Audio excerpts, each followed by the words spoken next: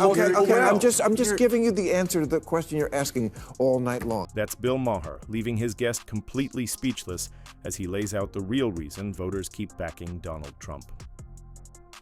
Welcome to Nurk News. I'm Nurkish, and today we're breaking down the viral moment that's shaking up political circles. On a recent episode, things got heated when Stephen A. Smith and Senator Adam Schiff went head-to-head over whether Republicans are trying to suppress voting rights. But just as the debate started spiraling, Bill Maher stepped in, and what he said shocked the entire panel. Instead of defaulting to the usual talking points, Maher delivered a surprisingly accurate insight that no one saw coming. I respect the fact that you don't share my pessimism. I truly do. I understand where you're coming from. But I think that's part of the problem.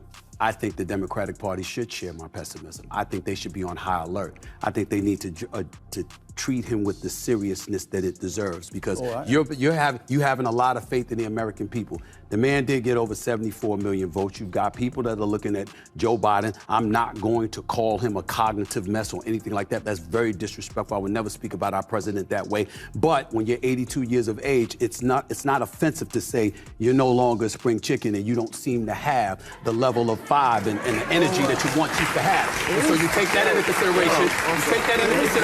You can't ignore the fact that this man is a threat. Oh, make no mistake. I take him as serious as a heart attack. Okay. I'm optimistic, but we're going to have to fight tooth and nail. And one of the biggest obstacles we're going to have to overcome is all the efforts to prevent people from voting. Okay. We're going to have to turn out our people.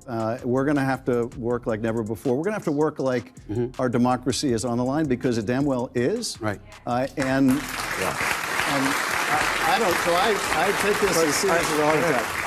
Let's interject one thing into this discussion about Trump that we've been having all night. It was a question I was going to ask you. We ran out of time. Sure. The Atlantic put out an article last year, and it was called "Separating Sports by Sex Doesn't Make Sense."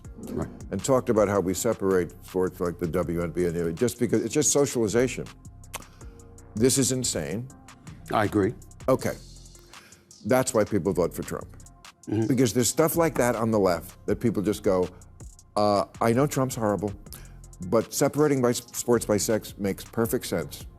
And if you think it doesn't, you can't leave the country. That's cutting off your nose to spite your face. Okay. I'm just giving you the answer to the question you're asking all night long. Why do they vote for Donald Trump? It's not always because they like him. No, it's because stuff like that is kookier. Yes, Seth, that's not just cutting off your nose to spite your face. That's like choosing a babysitter for your infant. And your two options are one with a few personality quirks, and the other who genuinely believes your baby is a dog. You'd obviously pick the first one. Bill Maher's analogy might be a bit reductive, but he's absolutely right. Sure, there are plenty of reasons people vote for Trump, but the core issue is this.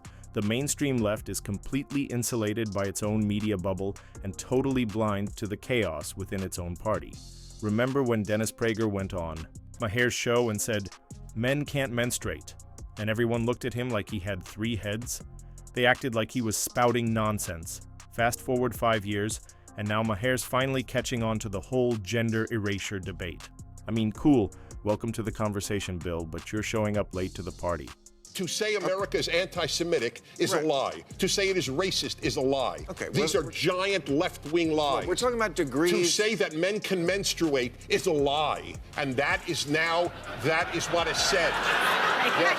Wait, where did that You never heard it, right? Okay, check it out, folks. Check it out. Anyone who says a man cannot menstruate is considered transphobic.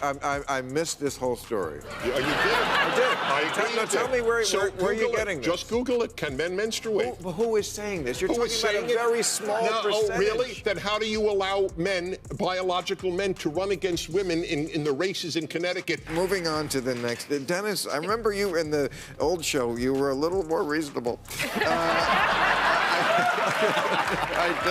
What did I say that wasn't unreasonable? You said that we think that men menstruate and no one does. Have you heard about it? I'm a doctor. I missed that one, I confess. And this is one of the premier reporters. He knows everything. These people are very. He's a doctor. Okay. He's one of the great. I would make a friendly bet that the LGBTQ normative statement is men can menstruate. And as for Stephen A. Smith and Adam Schiff, come on. Smith claims he won't speak negatively about the president because he respects the office so much. Yet he backs someone like Joe Biden without hesitation and has no problem slandering Trump. He even went as far as saying he'd annihilate Trump in a debate. Please. And Schiff, let's be real. The idea that Republicans are trying to stop people from voting is just nonsense. Wanting voter ID laws isn't voter suppression, it's common sense. Republicans want secure elections, period.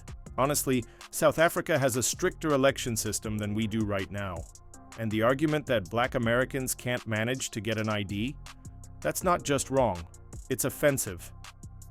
How can someone like Stephen A. Smith support a party that pushes such a patronizing narrative about his own community? But hey, what do you think? Was Maher right in his assessment?